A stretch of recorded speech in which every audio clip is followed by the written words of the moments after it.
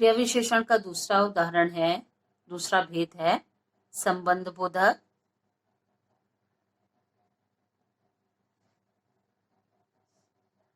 अर्थात जो शब्द वाक्य के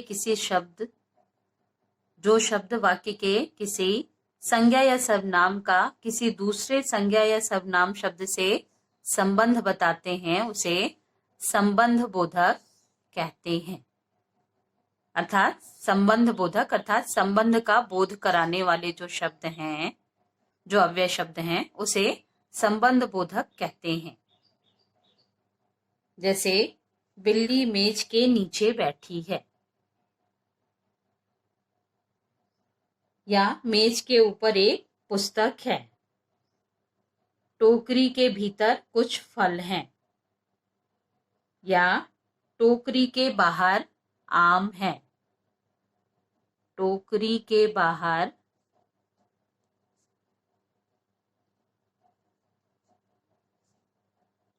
आम हैं।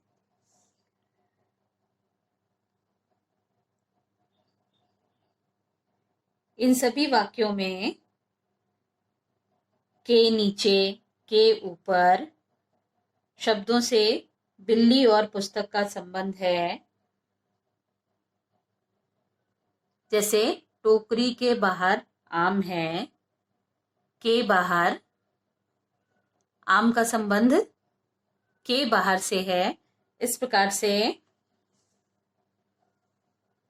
उस संबंध को स्पष्ट करने वाला जो अव्यय शब्द है वह संबंध बोधक अव्यय के अंतर्गत आता है।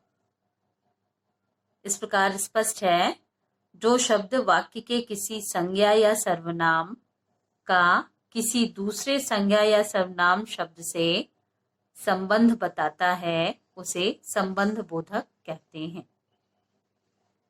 कुछ संबंध बोधक शब्द हैं के ऊपर,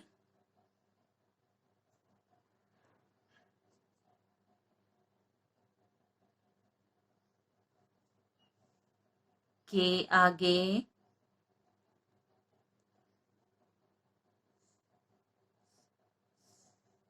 के पीछे,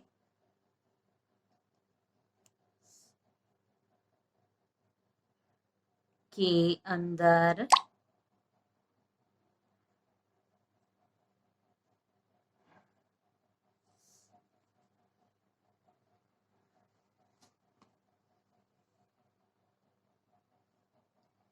की तरफ, के पिछवाड़े, के बाद, के सामने, के समान, की तरफ, के बाहर, के विपरीत, के नीचे, के भीतर, की ओर, के पास, के साथ,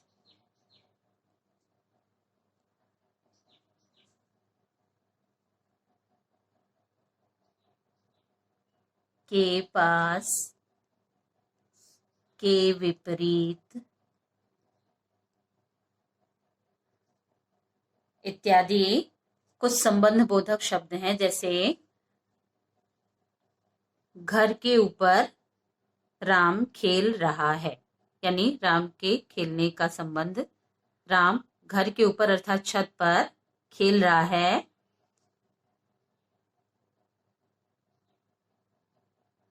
राम श्याम के आगे दौड़ रहा है, यानी उन दोनों के दौड़ने का जो संबंध है वह स्पष्ट हो रहा है। इस प्रकार से राम के पास मेरी किताब है। किसके पास मेरी किताब है? राम के पास, अर्थात राम से मेरा संबंध है, जो के पास शब्द के द्वारा स्पष्ट हो रहा है। इसलिए ये सब संबंध बोधक अव्यय के उदाहरण हैं। तीसरा है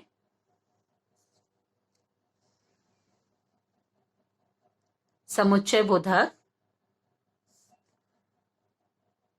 जो शब्द दो शब्दों, वाक्यांशों, वाक्यों या उपवाक्यों को जोड़ते हैं उन्हें समुच्चय बोधक कहते हैं।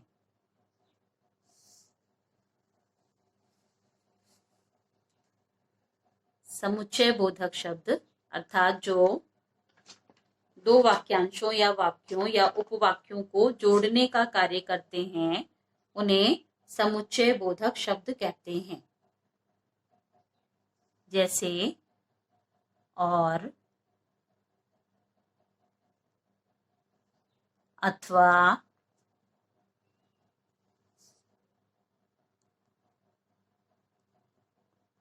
या।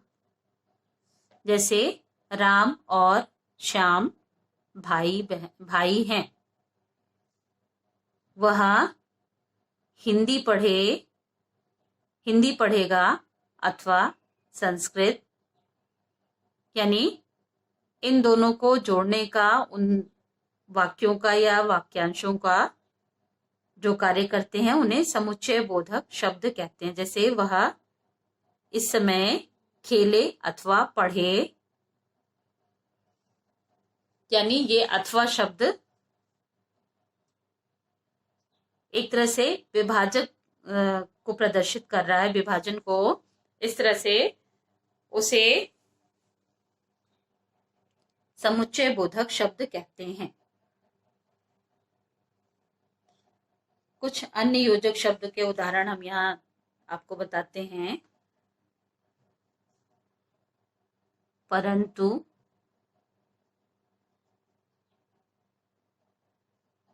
यद्यपि, तथापि,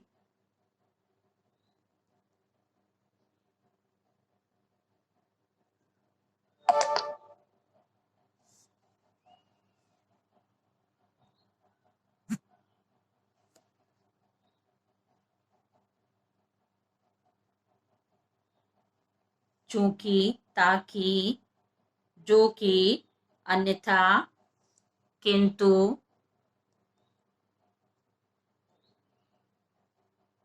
मगर, व, लेकिन, बल्कि, पर आदि समुच्चय बोधक अव्यय कहलाते हैं। और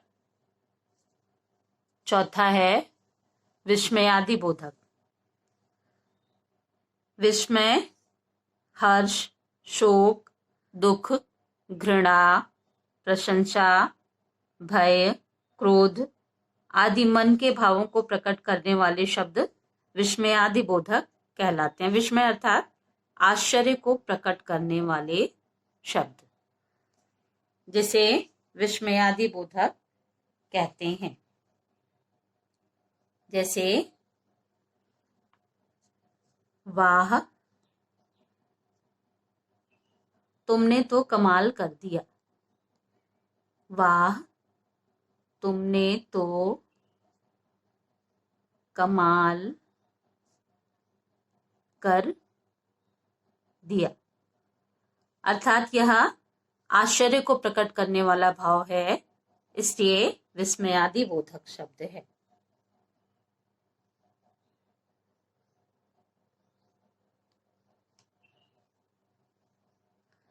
हर्ष, शोक, दुख, घृणा, प्रशंसा इन भावों को प्रकट करने वाला विस्मयादि बोधक। जैसे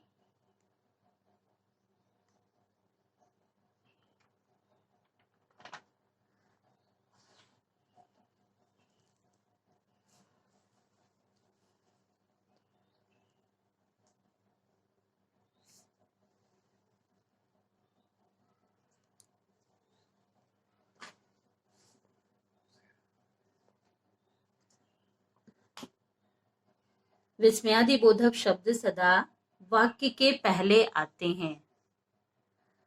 वाह, विस्मयादि बोधक शब्द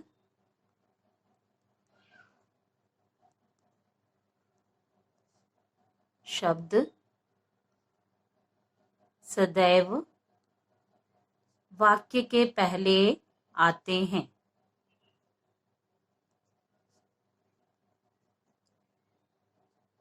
जैसे इस वाक्य में स्पष्ट है, वह जो विस्मयादि बोधक शब्द है वह वाक्य के पहले ही प्रयोग किया गया है।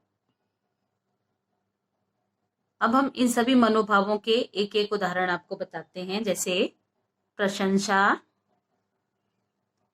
इसका उदाहरण है शाबाश, तुमने तो स्कूल का नाम ऊंचा कर दिया।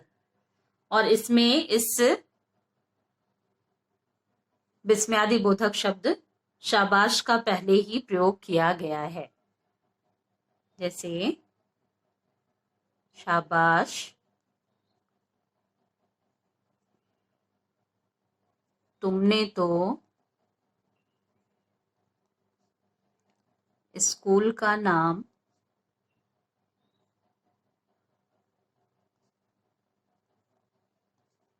ऊंचा कर दिया।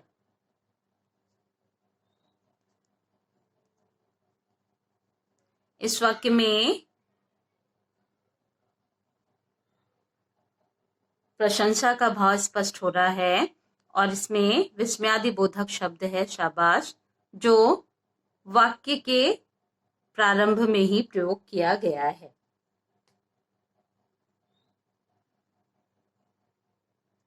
इसी प्रकार से घृणा को प्रकट करने के लिए, जैसे छी छी, कितनी बदबू आ रही है। घृणा को प्रकट करने के लिए इस छी छी अव्यय शब्द का प्रयोग किया गया है, जो वाक्य के पहले ही प्रयुक्त किया गया है। इसी प्रकार से हम हानि अथवा शोक को प्रकट करने वाला उदाहरण देखते हैं। जैसे हे भगवान, कैसी परीक्षा ले रहे हो। इसमें हे भगवान यह अव्यय शब्द है, जो वाक्य के पहले ही प्रयोग किया गया है। प्रसन्नता का भाव प्रकट करने के लिए आहा, कितनी सुंदर धूप खिली है। इस वाक्य में आहा, जो प्रसन्नता का सूचक है, इस अव्यय शब्द का प्रयोग पहले ही किया गया है।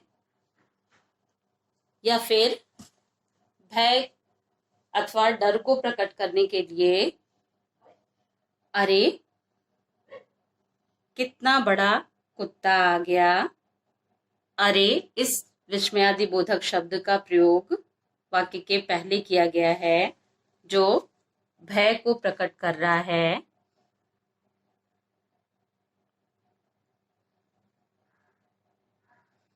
इस प्रकार विस्मय, हर्ष, शोक, दुख, घृणा, प्रशंसा, भय, क्रोध आदि मन के भावों को प्रकट करने वाले शब्द विस्मयादि बोधक कहलाते हैं।